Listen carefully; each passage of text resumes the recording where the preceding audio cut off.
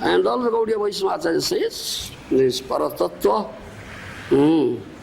this prema, I say, the goal of human life, fifth Purusartha, Parama Purusartha, Supreme Purusartha, this prema, pure Krishna prema, and the whole world, you understand, is produced out of this prema. Because the relationship with Krishna is a loving relationship, based on love. Without that love, there is no loving relationship. You understand? Shruti mantra, in Shruti, Veda mantra, it is said, Anandam Brahma, Anandam Brahma. Do you understand? Ananda means pleasure. Ananda means pleasure. Brahma means Veda. Veda says the Anandam Brahma.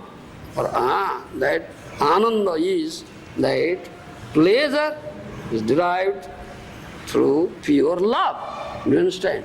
And that is the base. That is the base.